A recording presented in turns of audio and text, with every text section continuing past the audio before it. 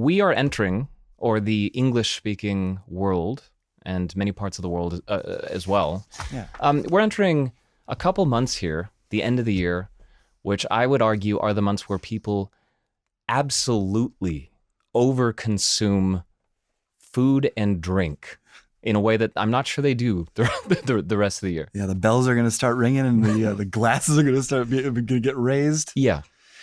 What if right before you started drinking, let's say you don't want to drink that much. You want to reduce it. What if there was a tip that allowed you it helped you really successfully reduce how much you drink? Or at least the speed of it, which is possibly the same thing. We're going to find out what that one mental trick is because it was deployed in a study in the UK. Science Unscripted.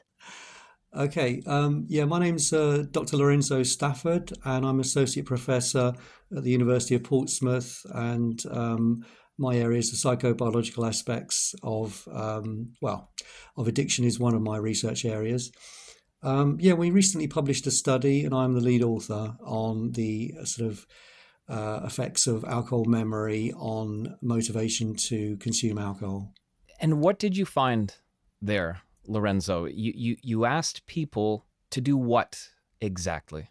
Okay, so in the study, they were randomly allocated to either an alcohol memory condition or a control condition, and they were asked to recall their previous drinking episode of alcohol in as much detail as possible, and to estimate the number of calories they consumed, alcohol calories. Okay, so you've got one group really not just thinking about the last alcohol episode, but focusing on the calories consumed as part of it. And then you've got this other group just thinking about driving. And then if I understand your experiment correctly, you then placed an alcoholic beverage in front of both groups. That's right. Then they were tested individually, and just to make it a little bit more environmentally friendly, they were watching a DVD, and we said, okay, we'll just rate the actual drink on how much you like it, and then you can just drink it in your own time. And then covertly, we timed how long they took to consume the drink. What was the drink? It was like a vodka sort of mixture, a shop purchased a drink that's quite popular over here. It's a WKD, I think it was. Oh, yeah. One of those cans that you can pop open. It's already got some vodka in there mixed with something. Yeah, they're bottles over here, but it's that kind of a thing then, yes. And then the people who have been forced kind of or primed to think about how calorically rich that beverage is and hence not that great for the health. They drank it. Was it a lot slower than the other people? It was significantly, when we looked at it statistically, then yes, it was significantly more slowly. And you're into the psychology of addiction, or you're into why these people would do this. What's going on? Are they worried about eating too much or consuming too many calories, or what's going on?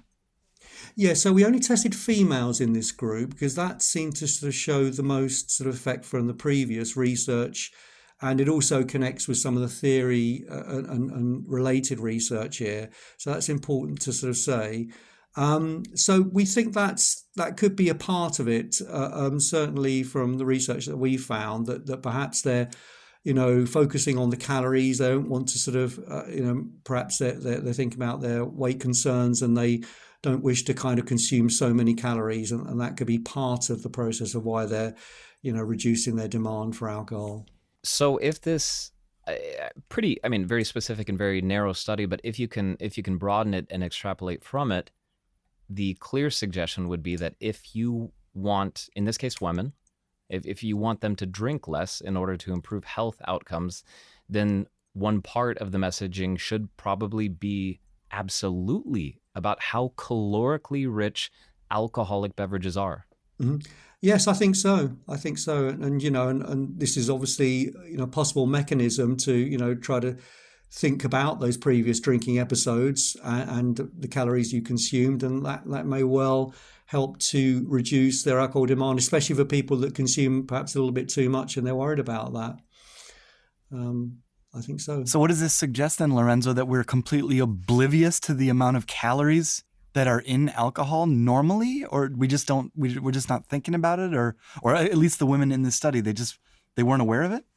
I don't know whether it shows that. I mean, we do know other research has shown that generally males and females are quite poor at estimating number of calories in average alcohol beverages. So I just, it's probably not on people's minds really, if they're out on a sort of fun night with friends or even at home having a casual drink. What did I previously drink sort of yesterday or, earlier on today? I don't think it necessarily occurs to so many people. That they may be monitoring how many drinks they're having in that session and not wishing to consume too many. That seems quite likely. And one point I'm still left confused about: why force them to recall the previous drinking episode? You could have just entirely focused on calories. Look, here's a beer. I'm going to place it in front of you. By the way, a beer has what, 200 calories, 180 calories? Force them to feel regret about the last time? Yeah, can you explain, I mean, your field is psychobiology, the psychobiology of addiction. Can you explain how that plays into how we consume or don't consume things? I don't know, possibly, but I think actively recollecting something, has a sort of stronger effect cognitively, because you're making your sort of like conscious mind work on something, and we know that places a lot of mental demands on people. So it's thought that active recollection would be more substantial rather than passively ingesting information about, calorie information or whatever it is. It also follows the previous paradigm that this was working on, which was to do with food research. And so that showed that when people were cued to remember previously eaten meal, they actually ate subsequently less at a meal.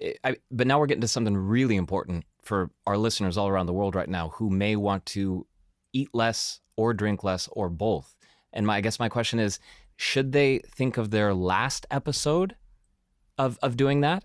Because the problem is it might be pleasant, it might be a nice meal or a good drinking experience, or should they focus on one that went awry, where they gorged to the point of almost of nausea, or where they drank to the point of vomiting?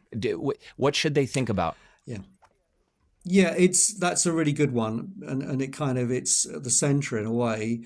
I mean, food and drugs is a really good mixture, right? Because the biological pathways are very, very similar. They're both rewards, and they have like similar effects on the brain as well. But they're very different. So, if you think of a previous recollection of food episode intake, it's probably quite hard to think of a really bad one. Certainly the most recent one. It could be you over-consumed and you felt uncomfortable, but most likely not. I guess, your previous negative experience of alcohol, that might be a long time ago anyway, so that might not be so effective. Paradoxically, some research has shown, certainly with younger consumers, that actually that recollection of a negative alcohol episode it can almost be like a motivation to go out and consume alcohol. It might sound a strange thing to say, but there was related research that showed that. What if I focus on the mild hangover the following morning, or the frequent the frequent bathroom visits after my all-you-can-eat buffet? True. I guess if we're thinking about this as a regular kind of way of trying to moderate our alcohol, would people really do that regularly? To do that, focus on these negative things, it might make them feel a bit bad and not very well, sort of like mentally, to concentrate on those like negative aspects. I'm thinking more of drink here rather than food. So I guess that was our rationale really for not doing that. I'm very conflicted about my final question here, Lorenzo. I'm having a party tonight. I have loaded up on all sorts of alcohol. What I really want is for people to drink too much and to have too wild of time, if anything. But if I were to try to take your research and apply it practically to reduce the chances that my guests would end up regretting, or to reduce how much they drink, I would what? I would ask all of them to get quiet for a moment and to please stop and think about the last time you drank. Close your eyes, hold hands. Light a candle, right? Yeah. That's right. Yeah, and actually get them to concentrate on the number of calories and observe the differences between males and females. That would be interesting to know. And that was Dr. Lorenzo Stafford. He's an associate professor in psychobiological psychology. Sounds like the word's repeating itself twice, psychobiological psychology, but I think it makes sense now. And he's at the University of Portsmouth. All it takes is to just think about that last time and how many calories that was. Just do that.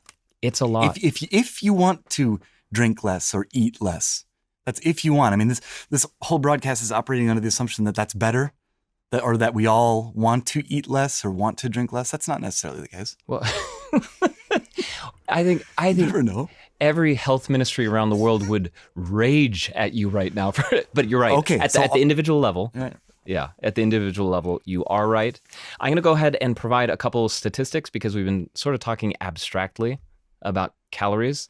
Helps to know. A standard 170 milliliter glass of 12% wine is roughly 160 calories. A pint of 5% beer, more than 200 calories. If you're going for a cream liquor, I don't know, do a lot of people drink that stuff? 50 milliliter glass of 17%, it's 150 calories. This Alco Pop thing that he was talking about, like where a shot of vodka mixed in with something else, if it's 275 milliliters, which they are pretty skinny, right? It's those little ones, 150 calories. This adds up, right? Like if you put down, I'm just running the numbers real quick here. If you put down a bottle of wine, you're at 750 calories. If the suggested intake per day is 2,000, you've done well over a third of your daily intake just with that one bottle. This is weight. Yeah, I don't have to worry about it anymore. But back in the day, man, I would have needed a pretty big calculator to do the math on You've said how many calories. You said that. You still say that when you look at pictures of yourself from the before times. Yeah. And you've got not a pudgier face, but I'm wearing a collared shirt today. I can't button it anymore. Yeah. You know, that's probably because all that booze I drank. Well, I think what's Anyways. what's really great about this research is the possibility that in addition to alcohol addiction or to reducing alcohol intake, it may also apply to food intake. Have any of you tried anything like this before? Has it worked or not worked? Do you have different tips, especially in the realm of human psychology, that have worked in the past? We are all ears, su@dw.com. Science Unscripted.